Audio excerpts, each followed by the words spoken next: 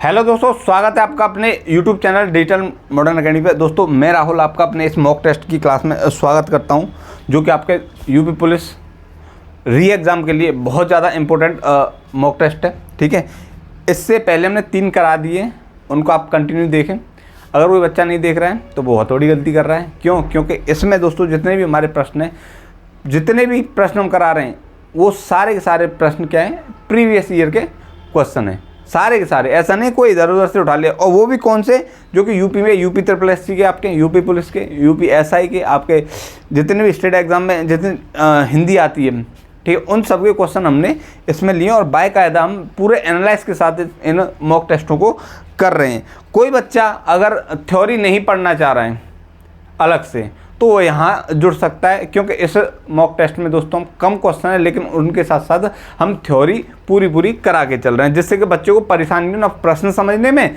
और ना ही प्रश्न करने में। तो चलिए शुरू करते हैं। हमारा जो पहला क्वेश्चन है वह मेघदूत काव्य का खड़ी बोली में अनुवाद किया है, किसने किया है? सदल मिश्र ने, भारतेंदु हरिश्चंद्र ने, लल्लू लाल ने, राजा लक्ष्मण सिंह ने। बताइए किसने किया है? पहले तो आप हमें ये बताइए कि जो मेघदूत जो रचना है ये किसकी है? मेघदूत किसकी रचना है? बताइए मेघदूत किसकी रचना है? बिल्कुल किसकी है? कालिदास की। कालिदास की रचना है। कौन सी? आपकी मेघदूत किसकी है? कालिदास की रचना है। अब कालिदास की और रचना कौन कौन सी? जैसे अभिज्ञान शाकुंतलम, लिख लो, अभिज्ञान शाकुंतलम, ठीक है। कौन सी? अभिज्ञान शाकुंतलम। साथ ही साथ आपके ऋतु संहार, ऋतु संहार, ये किसकी? आपकी कालिदास की। इसके साथ साथ आपकी कौन कौन सी है? आपकी रघुवंशम भी इन्हीं की है। कुमार संभवम, ठीक है, कुमार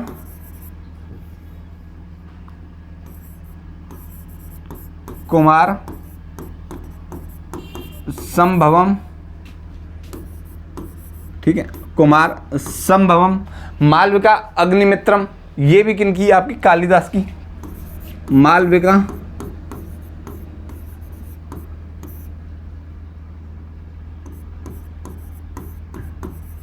मित्रम, ये भी दोस्तों किसकी? आपकी कालिदास की रचना है। कौन सी? आपकी मेघदूत कालिदास की रचना है। और इनकी अन्य रचनाएं आपकी अभिज्ञान शाकुंतलम, ऋतु संहार, कुमार संभवम, मालविका अग्निमित्रम। और इसकी जो खड़ी बोली में दोस्तों अनुवाद किया है, वो किया है दोस्तों किसने? आपके राजा लक्ष्मण सिंह ने। किसने? राजा लक्ष्मण सिंह ने इसका अनुवाद किया है। बात करें अगले प्रश्न की, तो घुमक्कड़ शब्द में प्रत्यय है। घुमक्कड़ शब्द में प्रत्यय है। पहले तो ये समझ लीजिए कि मतलब ये आपका प्रत्यय होते क्या, उपसर्ग होते क्या हैं। देखो प्रत्यय क्या होते हैं, पहले तो इस चीज़ को समझ लो कि वे शब्दांश जो किसी शब्द के अंत में जुड़कर क्या करते हैं, उसका रूप परिवर्तन कर देते हैं। क्या बोलते हैं उन्हें? प्रत्यय बोलते हैं। लिख लो, वे शब्दांश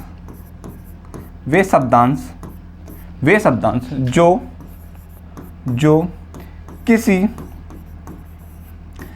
शब्द के अंत में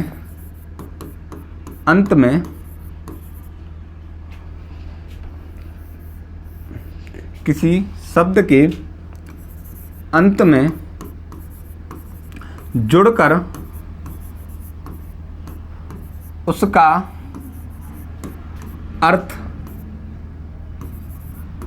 अर्थ बदल देते हैं, अर्थ बदल देते हैं या रूप बदल देते हैं। क्या कहलाते हैं? क्या कहलाते हैं? आपके प्रत्यय कहलाते हैं। क्या कहलाते हैं? प्रत्यय कहलाते हैं। बात समझे? क्या कहलाते हैं? प्रत्यय कहलाते हैं। अब बात करें घुमक्कड़ की, तो दोस्तों इसमें जो प्रत्यय होगा वो होगा दोस्तों अक्कड़ प्रत्यय। कौन सा? अक्कड़ प्रत्यय। कौन सा हुआ? अक्कड़ प्रत्यय। बात समझ भाई? चलो बात करते हैं अगले प्रश्न की। संशय की एक रात किस कवि की कृति है? संशय की एक रात किस कवि की कृति अज्ञे की, नरेंद्र शर्मा की, नरेश मेहता या केसरी कुमार? बताइए बताइए। बिल्कुल बिल्कुल किसकी है? नरेश मेहता की। ठीक है, नरेश मेहता की। अब इनके बाद 2-4 पॉइंट है। पहले तो इनकी जो आपकी कृति हैं उनको देख लेते। इनकी जो कृति हैं नरेश मेहता की, इसके बारे में जान ले। एक तो अरण्या है, बहुत इंपॉर्टेंट है। अरण्या, कौन सी? अरण्या। अरण्या बहुत इंपॉर्टेंट है, बहुत बार परीक्षाओं में पूछी भी गई है अरण्या, तो आप थोड़ा सा इस पर ध्यान रखना, पॉइंट कर लेना, लिख लेना। ठीक है। दूसरी है कितना अकेला आकाश, कितना अकेला आकाश, कितना अकेला, कितना अकेला आकाश। ठीक है, कितना अकेला आकाश किसकी रचना है? नरेश मेहता की। इसके अलावा आपके डूबते मस्तूल, डूबते डूबते मस्तूल, ये किसकी? आपकी नरेश मेहता की। इंपॉर्टेंट है। और एक है प्रथम फागुन, ये इंपॉर्टेंट बहुत है। प्रथम फागुन, कौन सी? प्रथम फाल्गुन। ठीक है, ये किसकी? आपकी नरेश मेहता की। बहुत इंपॉर्टेंट आपकी पुस्तक है। इनको 2 पुरस्कार भी मिले, ध्यान रखना, इनको 2 पुरस्कार ही मिले। पहला आपका कौन सा? पहला आपका साहित्य अकादमी पुरस्कार मिला है कब? 1988 में, ध्यान रखना। साहित्य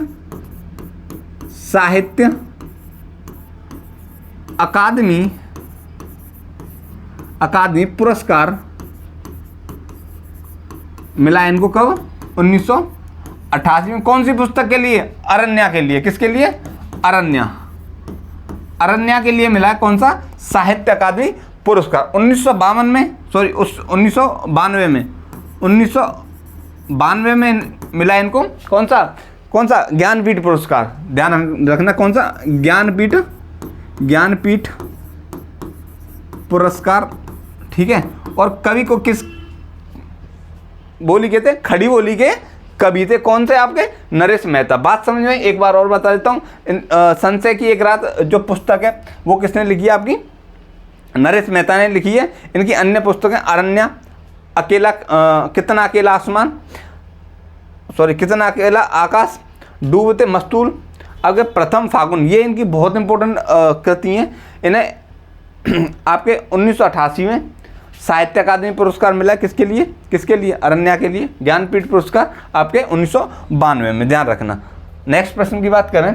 जंगम का विलोम शब्द है, जंगम का विलोम शब्द है, बताइए। पुष्ट, स्थावर, स्थिर या पूर्ण? बताइए। पूर्ण, बताइए बताइए। देखो, अगर विलोम शब्द की बात करें तो पुष्ट का होगा दृष्ट। क्या? दृष्ट, दृष्ट। ठीक है, पुष्ट का होगा दृष्ट। स्थिर का होगा अस्थिर, अस्थिर। पूर्ण का होगा अपूर्ण, पूर्ण का क्या होगा? अपूर्ण होगा। ठीक है, स्थिर का अस्थिर भी, और एक चंचल भी, ध्यान रखना, चंचल, ध्यान रखना, दोनों है। अब जंगम का क्या होगा? आपका स्थावर होगा। क्या होगा? जंगम का होगा आपका स्थावर। नेक्स्ट प्रश्न की बात करते हैं। तो उस काल मारे क्रोध के तन कांपने, कांपने उनका लगा, मानो हवा के जोर से सोता हुआ सागर जगा। वाक्य में कौन सा रस है? बताइए। करुण रस, संगार रस, रौद्र रस, भयानक रस। उससे पहले मेरे को मैंने पिछले मॉक टेस्ट में कराया है इसी पे कि इसमें अलंकार कौन सा है, तो उसे आप मेरे को कमेंट में अभी बताइए कि इसमें अलंकार कौन सा है। मैं रस बताऊंगा। उस काल मारे क्रोध के तन कांपने उनका लगा, मानो हवा के जोर से सोता हुआ सागर जागा। वाक्य में रस बताइए। मैंने पूछा करुण रस में आपका संगार रस है, रौद्र रस है या भयानक रस है, बताइए। ठीक है, क्रोध की बात कर रहा है, क्रोध की बात कर रहा है। तो दोस्तों क्रोध कौन सा है? किसका है? क्रोध कौन सा है? रौद्र का। बिल्कुल। रस कौन सा है? रौद्र रस है। बिल्कुल। अलंकार कौन सा है वो मेरे को आप कमेंट में बात कराइए। अब बात करें रस के अंगों की, तो अंग है दोस्तों 4 अंग है। कितने अंग हैं? 4 अंग है। किसके? आपके रस के। रस के अंगों की बात करें, रस के अंगों की बात करें, अंगों की, तो दोस्तों अंग है कितने? 4 अंग हैं। कौन कौन से अंग हैं? 4 देख लो। पहला विभाव, विभाव, विभाव। ठीक है। दूसरा अनुभाव, अनुभाव, स्थायी भाव, स्थायी भाव, और दोस्तों अंतिम में वो कौन सा आपका संचारी भाव, संचारी भाव। ठीक है, यहाँ तक चीज़ समझ में आई। अब विभाव की बात करें, दो भेद हैं विभाव के, आलम्बन और आपका उद्दीपन। आलम्बन और उद्दीपन ध्यान रखना। विभाव देखें तो विभाव के दो भेद हैं, कौन सा आपका आलम्बन, आलम्बन,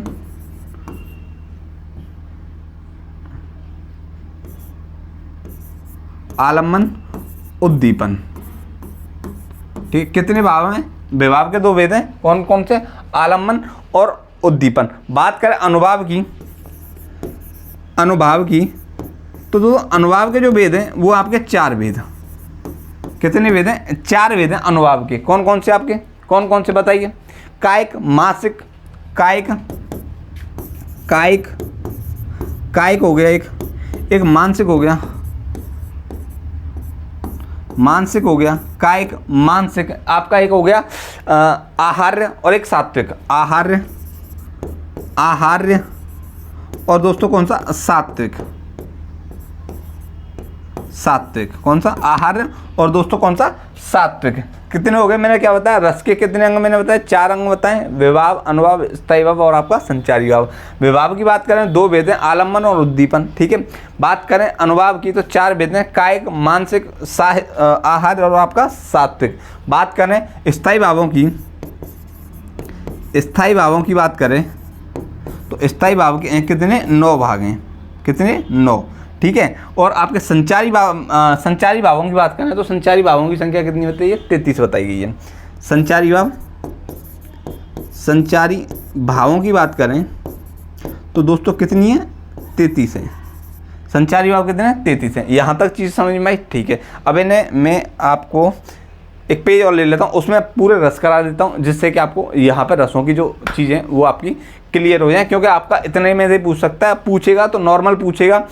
रस यहीं पे मैं आपको समाप्त करा देता हूँ। इसमें आप जो देख लेते हैं तो रसों की जो दोस्तों संख्या बताइए वो 9 संख्या है, लेकिन अब बाद में रस जुड़े तो वर्तमान में 11 बताएं। तो पहले हम 9 रसों की बात करेंगे। कितने की? 9 रसों की बात करेंगे। तो लिख लो, रसों की संख्या भरत मुनि ने कितनी बताई? अब दोस्तों 9 बताइए। कितनी? 9। ठीक है, कितनी है? 9। पहला है कौन सा आपका? श्रृंगार रस, श्रृंगार रस। ठीक है, दूसरा हास्य, हास्य रस। ठीक है, तीसरा दोस्तों आपका करुण रस, करुण रस। ठीक है, चौथा कौन सा आपका? रौद्र रस। नहीं सॉरी, एक काम करो, ऐसे नहीं। आपका पहला श्रृंगार रस, दूसरा हास्य रस, तीसरा दोस्तों हमारा आपका कौन सा? रौद्र रस। ठीक है, रौद्र रस, रौद्र रस। चौथा है दोस्तों हास्य रस, हास्य रस। ठीक है, पांचवा है दोस्तों हमारा कौन सा पांचवा? वीर रस, वीर रस, वीर रस। छठा है दोस्तों हमारा अद्भुत, अद्भुत रस। ठीक, अद्भुत रस। सातवां है दोस्तों कौन सा हमारा? अद्भुत के बाद विवत्स रस, विवत्स, विवत्स रस। कौन सा? विवत्स रस। ठीक है, विवत्स रस। आठवां है दोस्तों हमारा कौन सा? विवत्स के बाद भयानक रस। कौन सा? भयानक रस, भयानक रस। और दोस्तों 9वां है दोस्तों वैसे कौन सा? आपका शांत रस, शांत रस। लेकिन रसों की संख्या 9 बताई थी और आपके भरत मुनि ने जो आपके स्थायी भाव हैं उनकी संख्या दोस्तों 8 बताई थी, ध्यान रखना। अब बात करें इनके स्थायी भावों की, एक सेकंड, अब स्थायी भावों की बात करते हैं। इसमें स्थायी भावों की बात करें, उनको भी देख लें, जिससे कि आपको चीज़ें अच्छे से समझ में आ जाएं और क्लियर हो जाएं। ठीक है, अभी 9 कराएं, 2 रह गए। कौन कौन से आपके? वात्सल्य रस और दोस्तों भक्ति रस। ठीक है, श्रृंगार रस की बात करें तो इसका स्थायी भाव होता है रति, रति या प्रेम, ध्यान रखना। अच्छा, आपके जो श्रृंगार रस के इसके दो भेद हैं, संयोग श्रृंगार और वियोग श्रृंगार। संयोग मिलाप पे जो आपके नायक नायिका का जो प्रेम होता है मिलने पर, वो होता है आपका श्रृंगार रस, वहाँ होता है श्रृंगार रस। और जैसे नायक नायिका बाहर हैं, दूर हैं, यानी कि लॉन्ग डिस्टेंस रिलेशनशिप जिसे आप बोल देते हैं आज के ज़माने में, वो सारी चीज़ें क्या होती हैं आपके वियोग श्रृंगार की बात करते हैं। क्योंकि जैसे आप हो और आपकी प्रेमिका या आपका प्रेमी है, वो क्या होता है फ़ोन पर बात करते हैं, ठीक है, एक दूसरे वियोग में। कैसे वियोग में, वो आप खुद देखें, ठीक है, कि कौन सा वियोग आपके लिए चाहिए, सॉरी कौन सा मिलाप चाहिए आपको, ठीक है। तो हास्य रस की बात करें तो दोस्तों इसका जो स्थायी भाव है हास्य है, क्या हास्य, हंसी, हास्य, ठीक है। रौद्र रस की बात करें तो इसका स्थायी भाव है दोस्तों क्रोध, कौन सा, क्रोध, क्रोध हो गया, ठीक है। अरे यार यहाँ पे करुण रस है, ये एक्चुअली करुण है, ध्यान रखना। यहाँ पर कौन सा रस होगा आपका, करुण। मैं जब ही सोच रहा मैंने कि ये हुआ क्या, ठीक है। करुण रस का शोक, क्या होगा, शोक, स्थायी भाव क्या होगा, करुण रस का शोक होगा। वीर रस की बात करें, वीर रस की बात करें तो दोस्तों इसका होगा आपका उत्साह, उत्साह, क्या होगा, उत्साह, उत्साह। अद्भुत रस की बात करें तो उसका होगा आपका आश्चर्य, आश्चर्य, आश्चर्य, ठीक है, आश्चर्य। या क्या होगा आपका इसका स्थायी भाव, आश्चर्य, विस्मय, क्या होगा, विस्मय, विस्मय होगा किसका, आपके अद्भुत रस का। बीभत्स रस का क्या होगा, जुगुप्सा, क्या होगा, जुगुप्सा, घृणा। स्थायी भाव क्या होगा बीभत्स का, जुगुप्सा या घृणा, कौन सा, जुगुप्सा या घृणा। भयानक रस की बात करें तो बिल्कुल भय होगा, क्या होगा, भय होगा। और शांत रस की बात करें तो दोस्तों इसका होगा निर्वेद, क्या होगा, निर्वेद, निर्वेद, ठीक है। ये आपके 9 रस, 9 के आपके स्थायी भाव, ठीक है। अब बात करें 2 रस और जुड़े गए थे, एक तो आपका कौन सा था, वात्सल्य रस, और एक था भक्ति रस। वात्सल्य रस,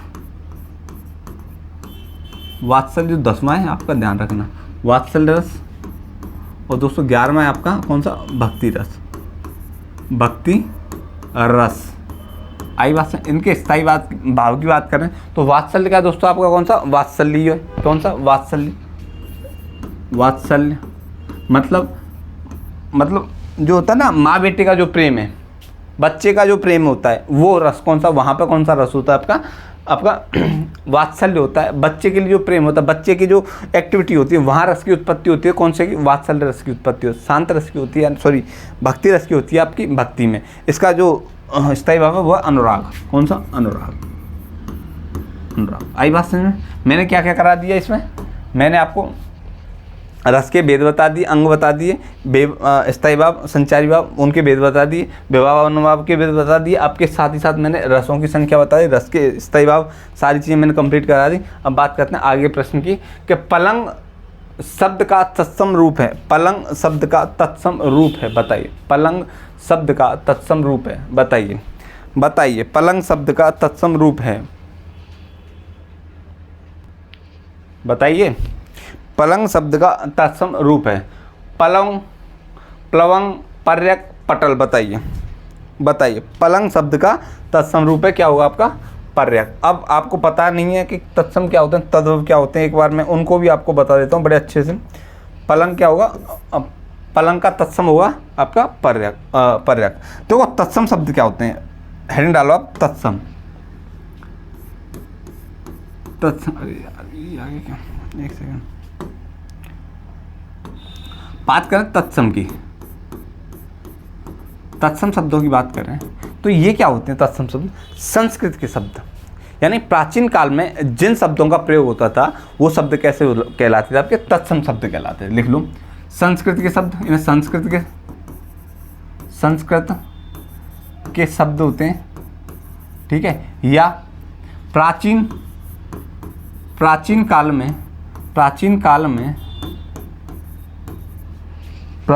में प्रयोग,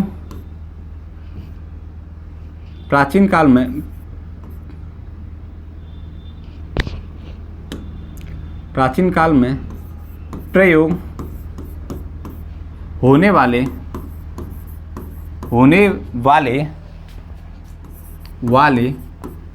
शब्द दोस्तों क्या होते हैं आपके तत्सम शब्द होते हैं। अब बात करें तद्भव की, दोस्तों तद्भव की बात करें, ठीक है, तद्भव की बात करते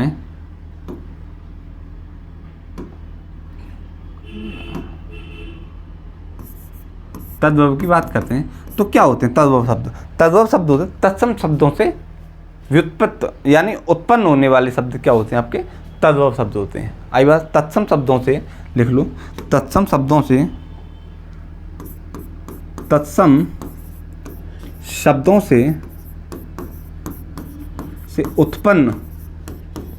उत्पन्न शब्द दोस्तों कौन से होते हैं आपके आपके तद्भव शब्द होते हैं। तद्भव शब्द होते हैं। बात समझ में भाई, तद्भव शब्द होते मतलब जैसे पहले हम क्या बोलते थे, जो प्राचीन शब्द जैसे प्राचीन में रात को क्या बोलते थे, हम बोलते रात्रि, लेकिन आज उस रात्रि को रात्रि बोलता देखा है, नहीं बोलता देखा, उसे क्या बोलते हैं रात। यानी रात्रि से क्या हुआ, उत्पन्न हुआ कौन शब्द, रात, क्या हुआ रात। तो मतलब तो वही है, ठीक है, थोड़ा सिमिलर भी है, रात्रि रात। तो क्या है कि तत्सम शब्दों से उत्पन्न होने वाले शब्द क्या होते हैं आपके तद्भव शब्द होते हैं। तो पलंग शब्द का दोस्तों आपका तत्सम रूप क्या होगा, पर्यक, क्या होगा, पर्यक शब्द होगा, पर्यक होगा, ध्यान रखना कौन सा होगा, पर्यक होगा। नेक्स्ट प्रश्न की बात करें, नेक्स्ट प्रश्न की, स्वजाति का विलोम है अजाति, कुजाति, सुजाति या विजाति, बताइए। स्वजाति का विलोम शब्द होगा क्या आपका, विजाति, बिल्कुल क्या होगा, विजाति होगा, क्या होगा, विजाति होगा। नेक्स्ट प्रश्न की बात करते हैं। तो नेक्स्ट प्रश्न, निम्न में कौन सी प्रेरणार्थक क्रिया है, बताइए।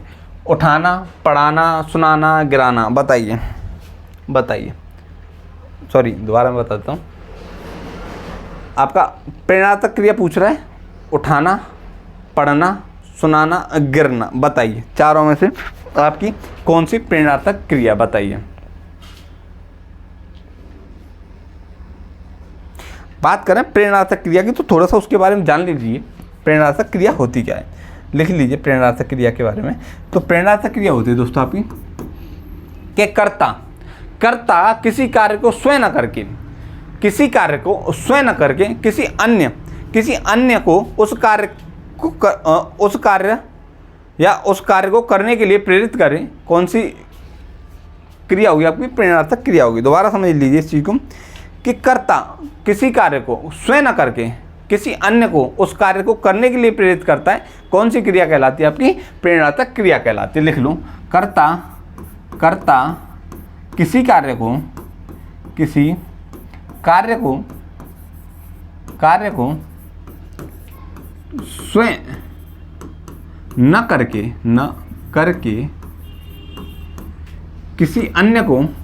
न करके किसी अन्य को उस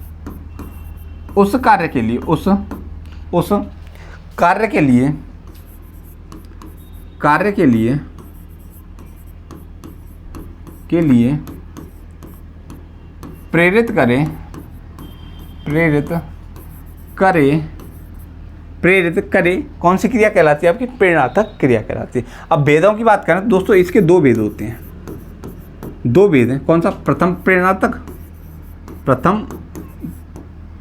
एक सेकंड रुको,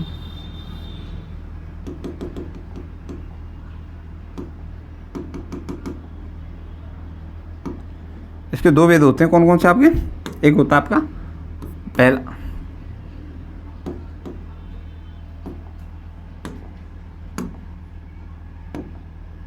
पहला इसका आपका प्रथम प्रेरणार्थक, ध्यान रखना। और दोस्तों दूसरा है हमारा इसका भेद द्वितीय प्रेरणार्थक। अब भाई प्रेरणार्थक क्रिया, लेकिन इनकी पहचानों की बात करें तो इनकी पहचान क्या होती है। इसमें जो प्रथम प्रेरणार्थक है उसमें दोस्तों आना प्रत्यय होता है, आना प्रत्यय होता है। और अगर द्वितीय प्रेरणार्थक की बात करें तो इसमें वाना प्रत्यय होता है, वाना प्रत्यय होता है। मतलब ये है कि जो क्रिया शब्द हैं, क्रिया शब्द में अगर आना प्रत्यय आ रहा है तो दोस्तों वहाँ कौन सी क्रिया होगी? प्रथम प्रेरणार्थक क्रिया होगी। अगर वाना प्रत्यय आ रहा है तो वहाँ दोस्तों क्रिया कौन सी होगी? आपकी द्वितीय प्रेरणार्थक है। तो निम्नलिखित में से कौन सी प्रेरणार्थक क्रिया? तो दोस्तों कौन सी होगी? आपकी सुनाना, आना प्रत्यय आ रहा है। कौन सा? आना प्रत्यय आ रहा है। सुन क्या हो गया? आपका मूल धातु, और उसमें आना प्रत्यय हो गया, आना प्रत्यय हो गया, क्या हो गया? सुनाना, सुनाना हुआ ना, सुनाना। तो दोस्तों यहाँ पे कौन सी क्रिया होगी? आपकी कौन सी क्रिया होगी? सुनाना कैसी होगी? आपकी प्रेरणार्थक क्रिया होगी। मैं प्रेरणार्थक क्रिया बताया, उसके भेद बताए, सारी चीज़ें कराएंगे, ठीक है। इन चीज़ों को आप नोट करते रहें क्योंकि बहुत इंपॉर्टेंट चीज़ें पूछ लेता है, ठीक है। नेक्स्ट प्रश्न, उनकी आर्थिक स्थिति बिगड़ गई, वाक्य में विशेषण पद है। उनकी आर्थिक स्थिति बिगड़ गई, विशेषण शब्द है, बताइए कौन सा विशेषण पद है? बिगड़ गई उनकी आर्थिक स्थिति, बिगड़ गई उनकी या आर्थिक स्थिति, बताइए। बिल्कुल, पहले हम जान लेते हैं आपके विशेषण के बारे में। विशेषण होते क्या हैं? देखो दोस्तों, संज्ञा या सर्वनाम की, संज्ञा या सर्वनाम शब्द की विशेषता बताने वाले शब्द क्या होते हैं दोस्तों? आपके विशेषण होते हैं। ध्यान रखना, क्या होते हैं? विशेषण होते हैं। लिख लो, लिख लो, पॉइंट करते रहा करो। जो चीज़ मैं करा रहा हूँ ना बोर्ड पे, उसे एक कॉपी में साथ ही साथ लिखते रहना। उससे क्या होगा? जब आपका रिवीजन टाइम होगा तो उसे आप यूँ रिवीजन मार दो।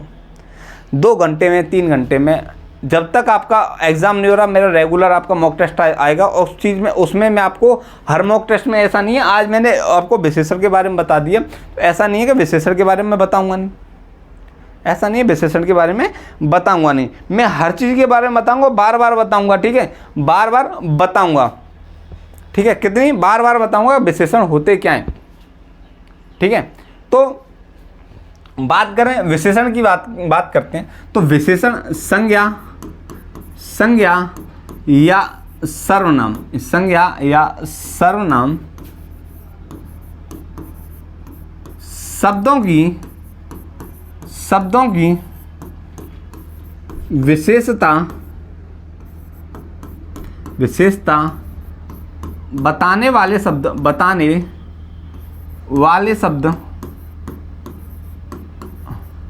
शब्द कौन से होते हैं?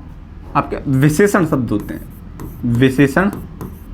विशेषण होते हैं। क्या होते हैं? विशेषण होते हैं। अब विशेषण के भेदों की बात करें, भेद कौन कौन से हैं बताइए? भेद दोस्तों इसके कितने? 4 भेद हैं। कौन कौन से? गुणवाचक, ठीक है, 4 भेद हैं। कौन सा? पहला गुणवाचक, दूसरा आपका परिमाणवाचक, ठीक है, तीसरा है दोस्तों संख्यावाचक, ठीक है। कौन सा होता है? संख्यावाचक। चौथा है दोस्तों आपका कौन सा? चौथा आपका संकेतवाचक,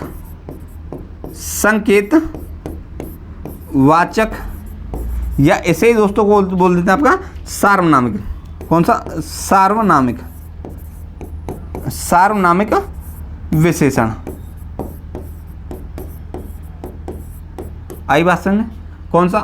आपका गुणवाचक विशेषण, ठीक है, आपका परिमाणवाचक और आपका संख्यावाचक के साथ साथ आपका चौथा कौन सा है? संकेतवाचक, या ऐसे बोलते हैं सार्वनामिक विशेषण।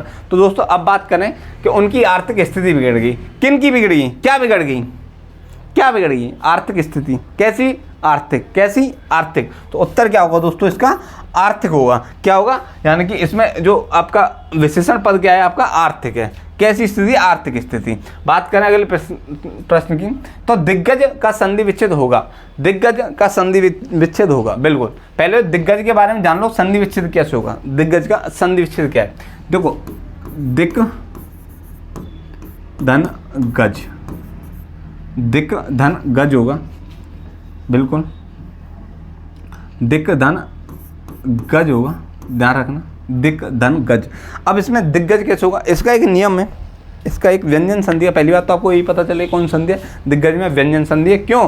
क्योंकि जो अंतिम अक्षर है, पहले शब्दांश का अंतिम अक्षर हलंत के साथ आ रहा है, इसका मतलब ये हो गया कि संधि होगी कौन सी आपकी, व्यंजन संधि होगी। ये चीज़ आपके क्लियर होगी, कौन सी संधि होगी, व्यंजन संधि होगी। अच्छा, व्यंजन संधि, अब इसमें नियम क्या होगा, नियम क्या होगा बताइए, नियम क्या होगा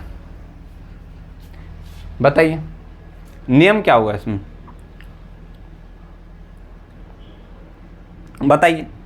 बिल्कुल, यदि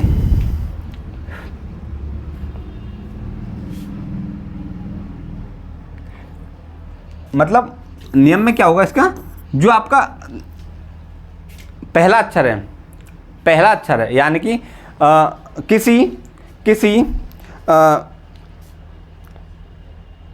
ऐसे ऐसे बोल सकते हैं यार लैंग्वेज कैसे बताऊं,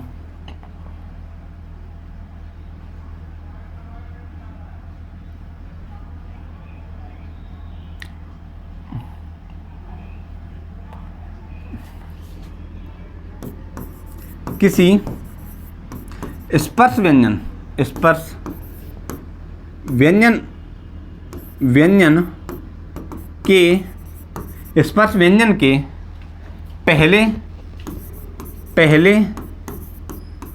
तथा दूसरे वर्ण के बाद, वर्ण के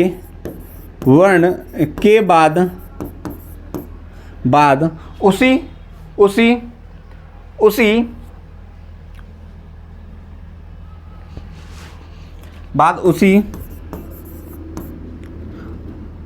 उसी उच्चारण स्थान का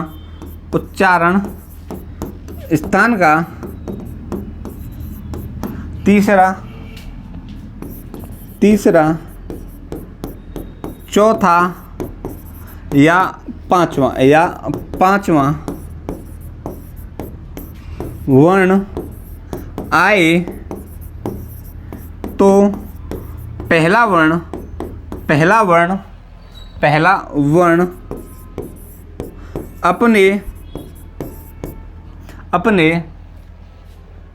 अपने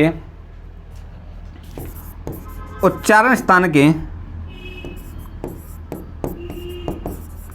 के तीसरे वर्ण में या ऐसे अपने उच्चारण स्थान के अपने वर्ग के तीसरे, ऐसा इस दोबारा लिखते हैं,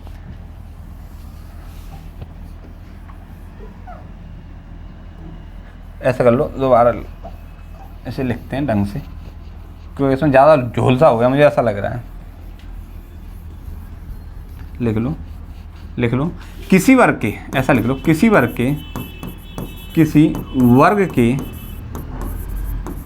पहले वर्ण का मेल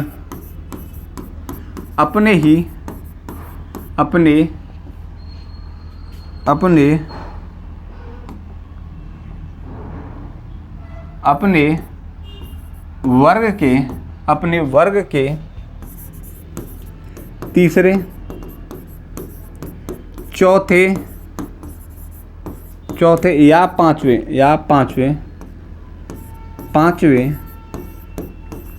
वर्ण से हो तो पहला वर्ण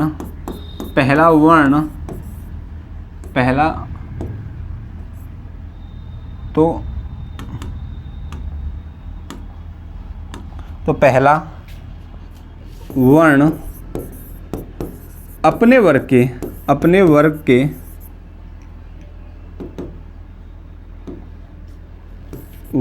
के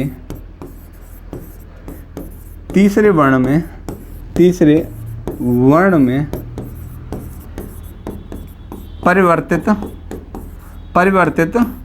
हो जाता है। आई बात समझ में? यानी कि जब इसका संधि विच्छेद करेंगे तो क्या हो जाए, दिक धन गज। अगर इसे संधि करेंगे इसकी तो क किस में बदल जाएगा, आपके अपने वर्ग के तीसरे वर्ण में बदल जाएगा, क ख ग में बदल जाएगा।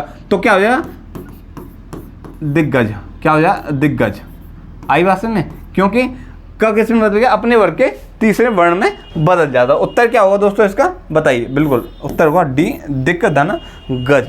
बात करें अगले प्रश्न की, चुप जवान मत चलाओ, वाक्य में चुप है बताइए। वाक्य में चुप है बताइए। हर्षबोधक, तिरस्कार बोधक, आश्चर्य बोधक, स्वीकार बोधक, बताइए बताइए।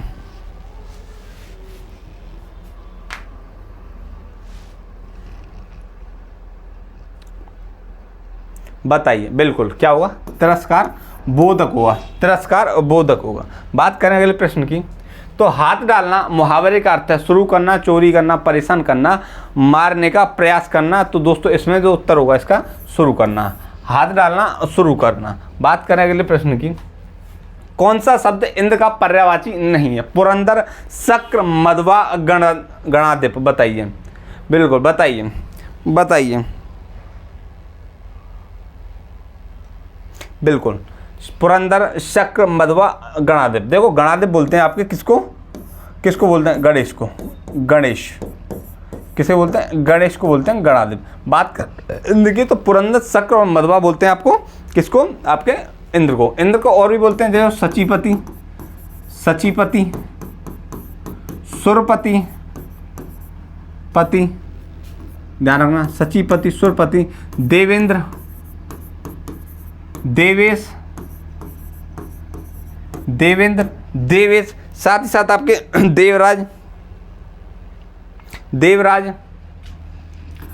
देवराज, आपका वज्रधर, वज्रधर, वज्रधर। ये क्या होंगे दोस्तों? आपके क्या होंगे? आपके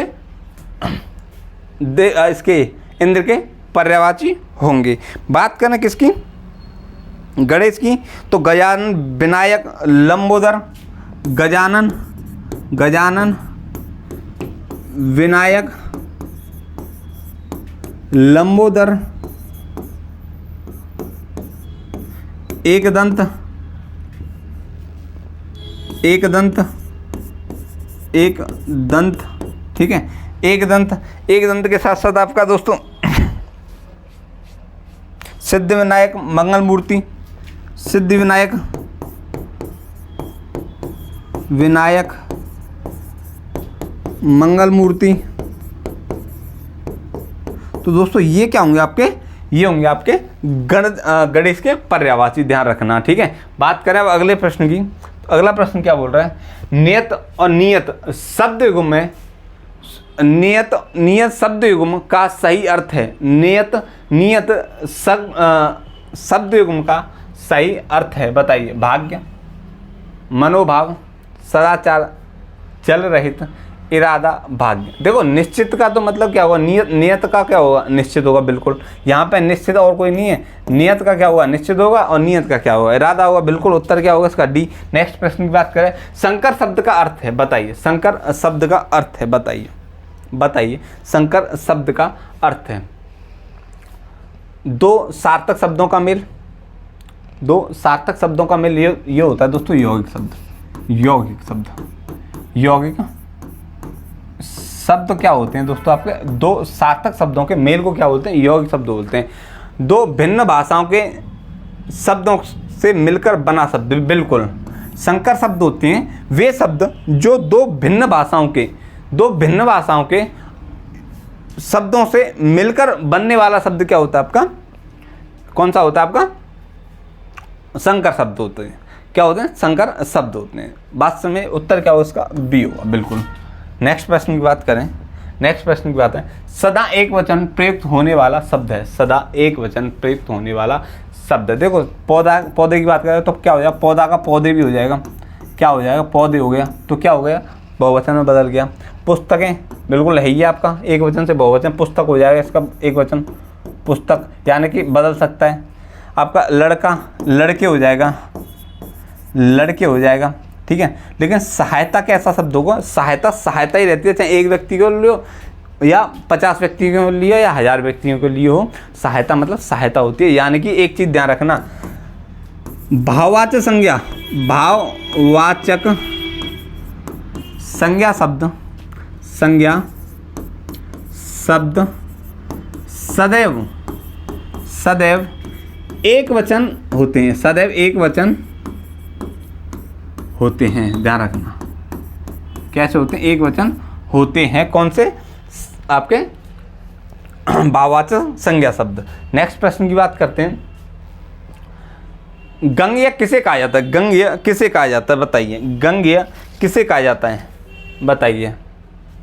बिल्कुल आपने महाभारत सुना होगा, हे गंगापुत्र, हे गंगापुत्र। गंगापुत्र कैसे बोला जाता है? भीम को बोला जाता था। बिल्कुल उत्तर क्या होगा इसका? भीम होगा। गंगेय, गंगापुत्र। गंगाधर अगर बात करें तो दोस्तों गंगाधर शिव होंगे, ध्यान रखना। गंगाधर, गंगाधर की बात करें तो गंगाधर कौन होंगे? शिव होंगे। गंगाधर शिव होंगे। गंगे कौन होंगे आपके? कौन होंगे?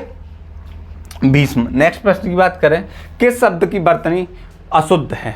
और ऋषि, संध्या, आपका संस्कार या रात्रि बताइए। बिल्कुल आपके ऋषि बिल्कुल सही है, आपका संस्कार सही है, रात्रि आपका सही है। संध्या की बात, संध्या दोस्तों गलत है। संध्या क्या होगा इसका उत्तर? क्या होगा? बी होगा, अशुद्ध वर्तनी संध्या है। संध्या का क्या होगा दोस्तों? संध्या का होगा,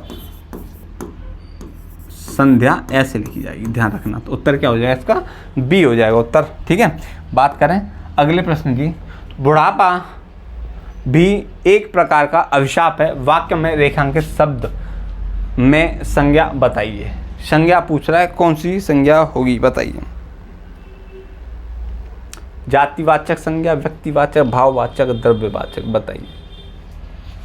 बताइए जातिवाचक, व्यक्तिवाचक, भाववाचक, द्रव्यवाचक बताइए। बिल्कुल देखो, बुढ़ापा कैसा है? एक भाव है।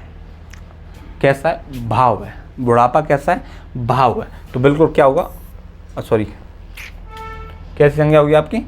भाववाचक संज्ञा होगी। ठीक है, तो संज्ञा की बात करते हैं। तो संज्ञा दोस्तों किसी व्यक्ति, वस्तु, स्थान, प्राणी इत्यादि के नाम को क्या बोलते हैं? संज्ञा बोलते हैं। संज्ञा को क्या और किस नाम से जानते हैं? संज्ञा को दूसरा नाम के नाम से ही जानते हैं। बात समझ यहाँ तक है। संज्ञा के भेद 5 हैं आपके, व्यक्तिवाचक, जातिवाचक, भाववाचक, समूहवाचक दोस्तों, और आपका द्रव्यवाचक। ये आपकी 5 भेद होते हैं किसके? संज्ञा के।